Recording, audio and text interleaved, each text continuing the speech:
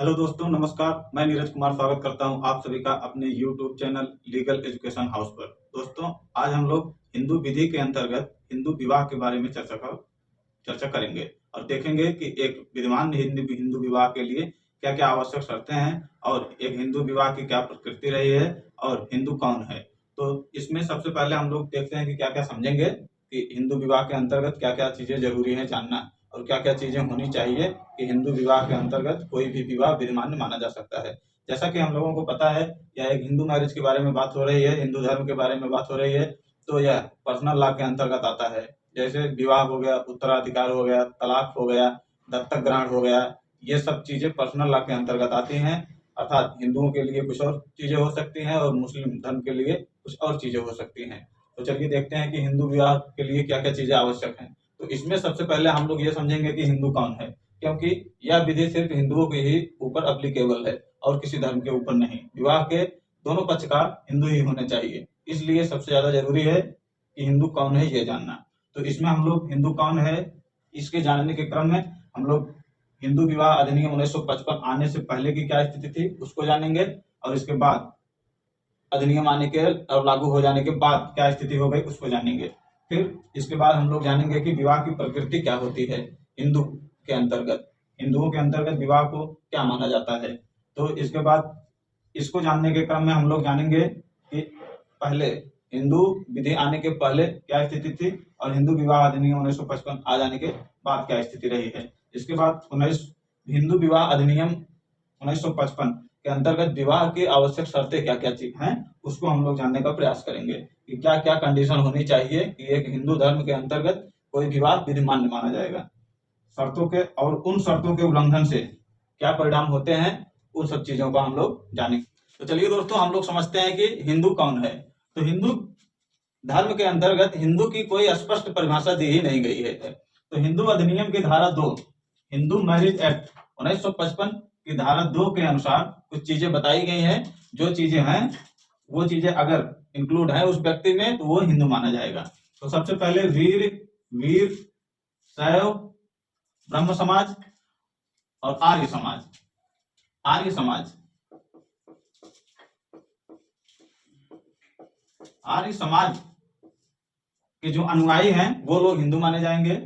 और दूसरा यह है कि बौद्ध धर्म वाले, जैन धर्म और सिख धर्म, इन धर्मों को जो मानता है वो भी हिंदू मैरिज अधिनियम की धारा 2 के अंतर्गत वो भी हिंदू ही माना जाएगा। और दूसरी चीज, जन्म और पालन पोषण के आधार पर किसी व्यक्ति का किसी अन्य धर्म का है और उसका जन्म हिंदू धर्म के परिवार में हुआ है और हिंदू धर्म की तरह उसका पालन पोषण हुआ है और वो बड़ा हुआ है तो वैसा व्यक्ति हिंदू ही माना जाता है।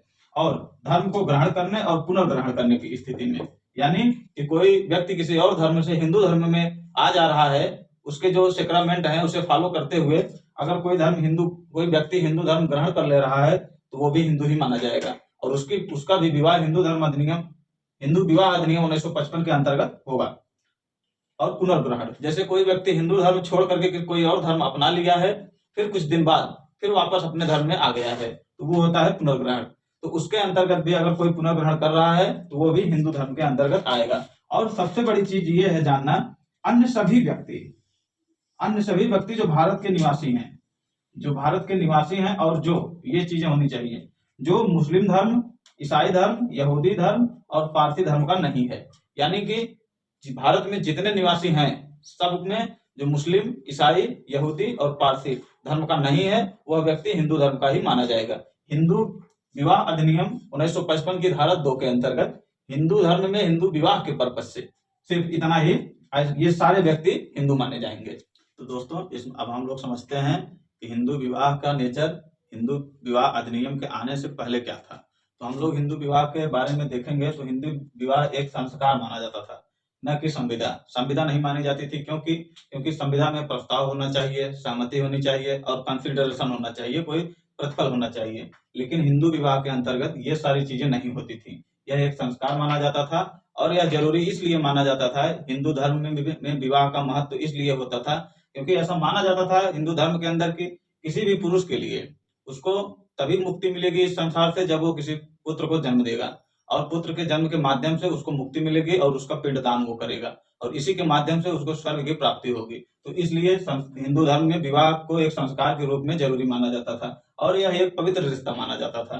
इसमें देखिए, मनुस्मृति में यह कहा गया है कि यह विवाह जो है एक जन्म जन्मांतर का रिश्ता होता है। इसलिए इसमें विवाह विच्छेद जैसी कोई व्यवस्था नहीं की गई थी। इसमें सिर्फ जुड़ा जा सकता था, शादी हो सकती थी। हिंदू धर्म में शादी को डिजोल्व नहीं किया जा सकता था, उसे खत्म नहीं किया जा सकता था। इसमें तलाक जैसी कोई व्यवस्था नहीं थी। और इसमें बहु विवाह की प्रथा थी। हिंदू धर्म में बहु विवाह की एक व्यक्ति अपने आर्थिक क्षमता के हिसाब से जितनी चाहे शादियां कर सकता था। और इसके बाद यहाँ स्त्री की सहमति और उसकी पसंद का कोई महत्व नहीं था। स्त्री से कभी नहीं पूछा जाता था कि तुम्हारा पसंद क्या है, तुम्हें पसंद है कि नहीं है, तुम सहमत हो कि नहीं इस विवाह से, इससे कोई मतलब नहीं रहता था। और इसके बाद इसमें न्यूनतम आयु की भी कोई सीमा नहीं थी। तो आज के जमाने में हम लोग देखेंगे कि हिंदू विवाह अधिनियम आने के बाद न्यूनतम आयु सीमा के बारे में क्या व्यवस्था की गई है। और इसमें अंतर जातीय विवाह की मान्यता नहीं थी।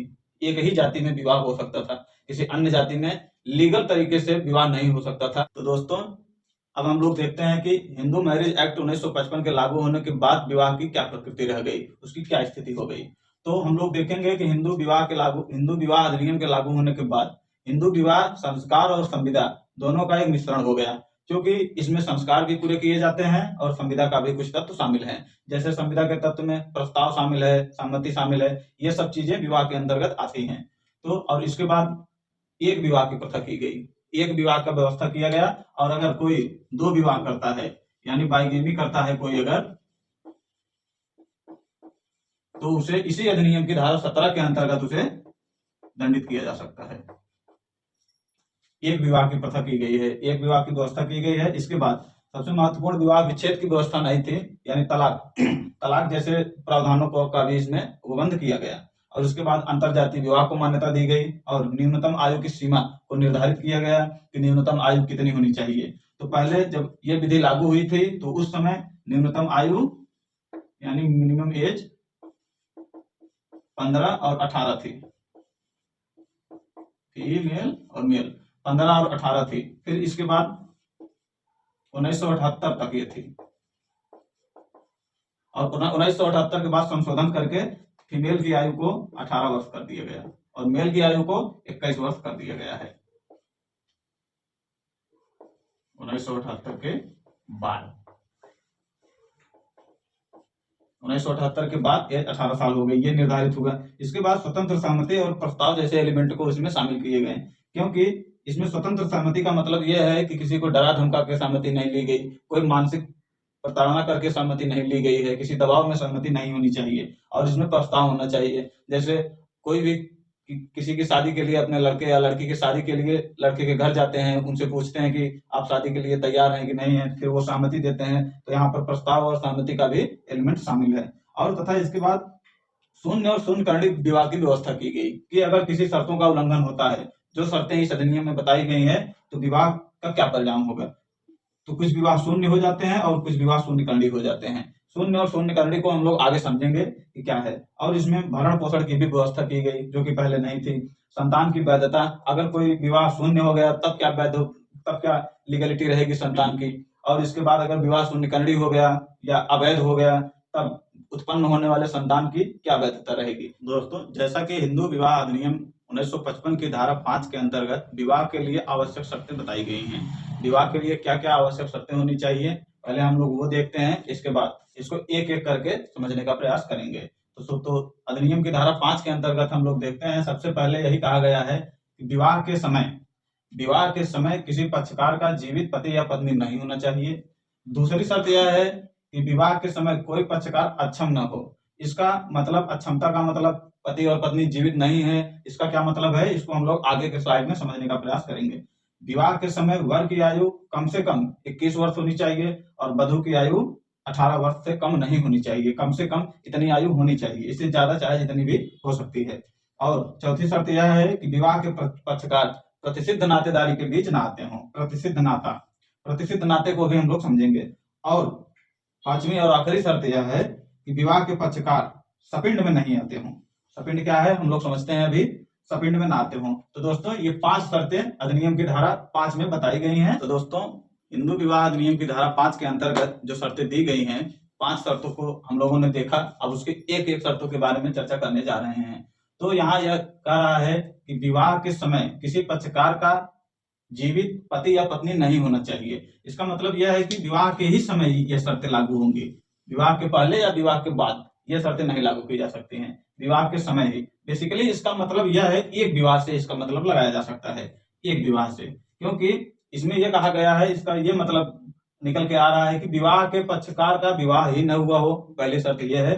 दूसरी शर्त यह है कि अगर विवाह हुआ हो, किसी भी व्यक्ति का विवाह ही नहीं हुआ हो, तो ये कंडीशन लागू हो जाएगी। अगर विवाह हुआ हो तो उसका पति या पत्नी जीवित न हो, उस समय विवाह के समय पति या पत्नी जीवित ना हो, या तो उनका तलाक हो गया हो, ये चीजें होनी चाहिए। और सरला मुद्दल के मामले में, सरला मुद्दल बनाम भारत संघ AIR 1955 सुप्रीम कोर्ट के मामले में, सॉरी 1955 नहीं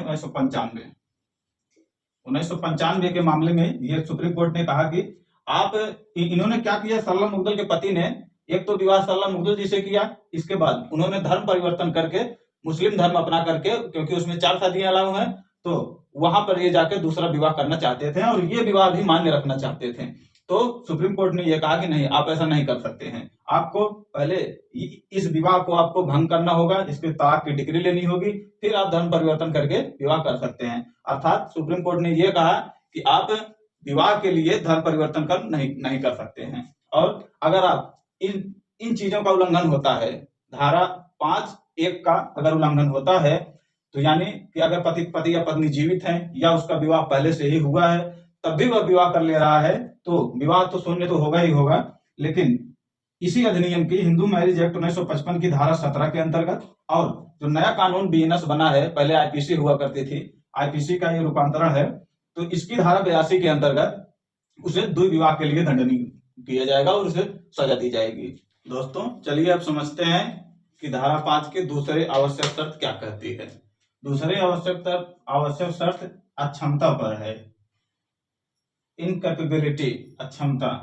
तो इसमें यह कहा गया है कि कोई भी व्यक्ति चित्त विकृति के कारण, चित्त विकृति यानी पागलपन, उन्मत्तता के कारण विद्यमान सहमति देने में असमर्थ हो, वह कोई विद्यमान सहमति न दे पाता हो, नशे में हो या किसी और बीमारी से ग्रस्त हो, जैसे उसका दिमाग नहीं सही ढंग से काम कर रहा है और वह सहमति नहीं दे पा रहा है। कि विवाह के लिए सहमति का अर्थ यह लगाएंगे हम लोग कि विवाह करते समय जो संस्कार होते हैं, जो प्रक्रियाएं होती हैं, उसे फॉलो करना होता है, वो चीज ये नहीं कर पा रहा है। तो और इसके बाद विवाह की सहमति देने में तो समर्थ है। दूसरी शर्त ये है, दूसरे का दूसरा है, ये दूसरी शर्त का B पॉइंट ये कहता है कि विवाह की सहमति देने में तो समर्थ हो, परंतु वह मानसिक विकार के कारण वह संतानोत्पत्ति के लिए अयोग्य हो।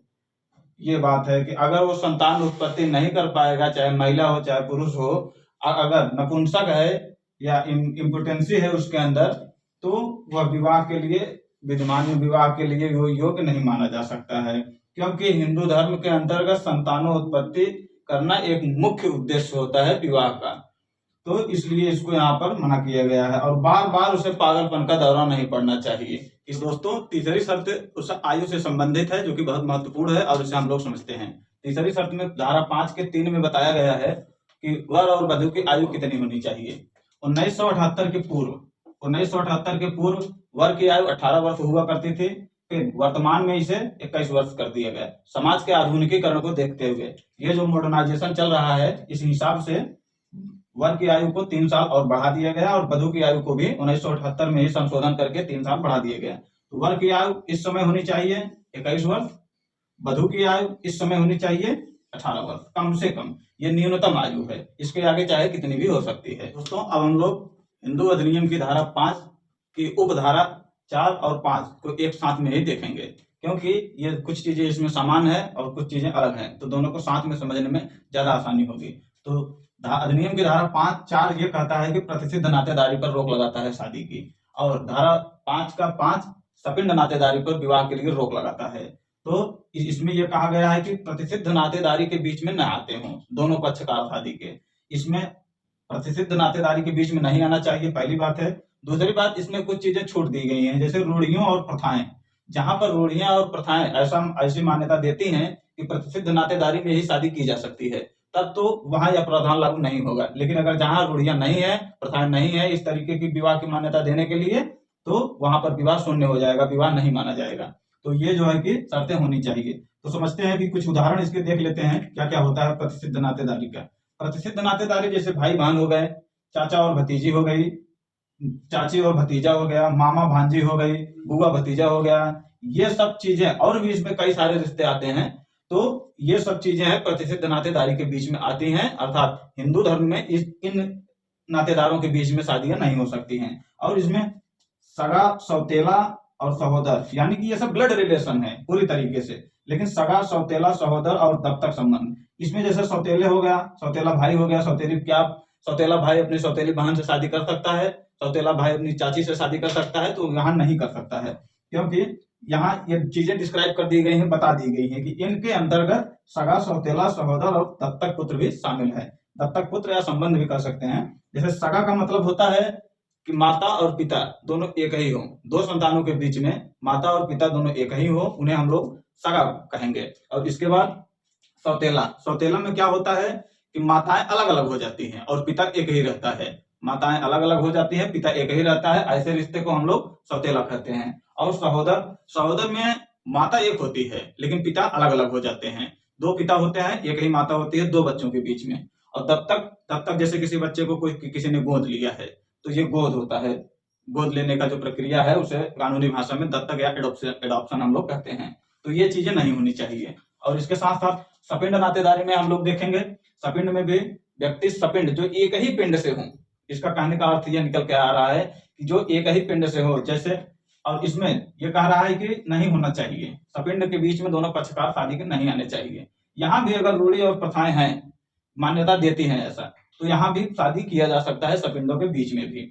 सपिंड का मतलब होता है जो एक ही पिंड के हों। और इसको हम लोग कैसे देखेंगे, तो सबसे जरूरी चीज यह है इसको जानने के लिए कि माता की ओर से आप 3 पीढ़ी ऊपर चले जाइए। 3 पीढ़ी ऊपर माता के बाद कौन आता है, माता की तरफ से नानी, नानी के भी जो माता है वो भी इसी पीढ़ी के अंतर्गत आएगी। तो वहां तक हम लोगों का एक ही पिंड माना जाता है सभी व्यक्तियों का। और पिता की ओर से 5 पीढ़ी, पिता की ओर से 5 पीढ़ी मतलब आप चले जाइए आपको लेकर के, एक आप हो गए, आपके पिताजी हो गए, उनके पिताजी हो गए, उनके पिताजी हो गए, उनके पिताजी हो गए, तो 1 2 3 4 5 पीढ़ियां ऐसे होंगी। माता की तरफ से इसी तरीके से आप हो गए, आपकी माता हो गई, आपकी माता की माता हो गई। तो इन सब रिश्तों में शादियां नहीं होनी चाहिए। हिंदू धर्म का, हिंदू विवाह अधिनियम का धारा 5 ये बताता है। तो दोस्तों अब हम लोग धारा 7 को समझते हैं, जिसमें कर्मकांडों के बारे में बताया गया है कि क्या क्या संस्कार होने चाहिए, क्या क्या कर्मकांड होने चाहिए कि शादी संपन्न मान ली जाएगी। तो इसमें कोई कर्मकांड फिलहाल बताया नहीं गया है कोई निश्चित रूप से कि ये चीजें होनी चाहिए, लेकिन कुछ चीजें बताई गई हैं। जैसे विवाह के पक्षकार में से किसी पक्षकार के रूढ़ियों और कर्मकांडों के अनुसार विवाह संपन्न हुआ हो, तो लड़का और लड़की दोनों के पक्षकारों की तरफ से किसी एक की तरफ जो प्रथा चल रही हो, जो प्रथा प्रचलित हो, जो कर्मकांड प्रचलित हो एक विद्यमान विवाह को के लिए, तो जो प्रथाएं हैं जैसे कन्यादान होना, सिंदूरदान होना, 7 फेरे होना, ये सब चीजें, और जो कर्मकांड होते हैं शादियों में, जब किसी लड़के की शादी होती है तो उसके घर पे जो प्रथाएं चलती हैं, तो किसी लड़की के घर पे शादी होती है उसके घर जो प्रथाएं चलती हैं, तो दोनों में से किसी के घर के भी प्रथा के हिसाब से शादी हो जाएगी तो वह शादी विद्यमान मान ली जाएगी। सप्तपदी का क्या मैटर है इसमें, सप्तपदी के बारे में हम लोग देखते हैं। सप्तपदी शादी के लिए कोई बहुत महत्वपूर्ण एसेंशियल एलिमेंट नहीं है, अर्थात जहां सप्तपदी का प्रथा हो, जहां सप्तपदी प्रचलित है वहीं पर शादी तभी पूरी मान ली जाएगी जैसे ही 7वां फेरा पूरा होता है। जहां सप्तपदी प्रचलित है वहां जैसे ही 7वां फेरा पूरा होता है विवाह संपन्न हो जाता है, ऐसा माना जाता है। तो धारा 7 में हम लोग कर्मकांडों के बारे में देखें कि पक्षकार के किसी एक पक्षकार के की तरफ जो प्रथाएं चल रही हैं उसके अनुसार शादी होनी चाहिए। जहां सप्तपदी की व्यवस्था है वहां सप्तपदी 7वां फेरा पूरा होते ही शादी मान्य हो जाती है। तो दोस्तों हम लोग इस स्लाइड में देखते हैं कि जो 5 शर्तें धारा 5 में बताई गई हैं उनका उल्लंघन यदि किया जा रहा है तो उसका क्या परिणाम होगा, विवाह पर क्या असर पड़ेगा, ये हम लोग देखेंगे। तो उन 5 शर्तों में से अगर किसी की शर्त का उल्लंघन हो रहा है तो 2 परिणाम उसके निकल के आते हैं, या तो विवाह शून्य होगा या तो विवाह शून्यकालिक होगा। अब शून्य का मतलब यह है कि विवाह हुआ ही नहीं है, इस प्रकृति के दोनों पक्षकार हो जाएंगे। शून्य का मतलब यह माना जाएगा कि मानो विवाह हुआ ही नहीं था, तो शून्य का यह परिणाम आता है। और शून्य करड़ी का परिणाम यह होता है कि शून्य का मतलब, शून्य करड़ी का अर्थ यह है कि किसी एक पक्षकार के इच्छा के ऊपर आ जाता है मैटर, कि अगर शून्य करड़ी का मतलब किसी एक पक्षकार जो पीड़ित है, जिसके साथ आयु से संबंधित कोई दिक्कत है या अक्षमता से संबंधित, आयु या अक्षमता से जो व्यक्ति पीड़ित है उसके इच्छा पर विवाह शून्य या मान्य घोषित कराया जा सकता है। यानी कि जो पीड़ित है, जो आयु से पीड़ित है या जो अक्षमता से पीड़ित है, शादी का प्रभाव जिसके ऊपर पड़ रहा है उसकी इच्छा पर विवाह शून्य करड़ी हो जाएगा। वह व्यक्ति चाहे तो शून्य करा सकता है, वह व्यक्ति चाहे तो विवाह को आगे ले जा सकता है। और शून्य का विवाह शून्य हो जाएंगे, कोई भी चीजें नहीं लागू होंगी, किंतु परंतु इसमें अगर विवाह द्विविवाह के जैसा हो गया हो या प्रतिसिद्ध नातेदारी में आ जाता हो धारा 5 के 4 पे, और धारा 5 के 5 में या तो आ जाते हो प्रतिसिद्ध सपिंड नातेदारी में, अगर इन सब नातेदारी में या द्विविवाह के दोषी हैं या किसी की जीवित पति या पत्नी पाया गया तो उसके बारे में विवाह शून्य हो जाएगा तुरंत ही। और शून्य होने का यह अर्थ होता है कि पक्षकार पति और पत्नी ऐसी परिस्थिति में वापस आ जाते हैं कि जैसे विवाह हुआ ही नहीं था। तो दोस्तों, हमने इस वीडियो में समझने का प्रयास किया कि हिंदू विवाह कैसे होता है, उसकी क्या क्या आवश्यक शर्तें हैं। तो दोस्तों, मिलते हैं नेक्स्ट वीडियो में। अगर हमारा वीडियो अच्छा लगे तो आप लाइक करिए, कमेंट करिए और शेयर भी करिए। धन्यवाद दोस्तों।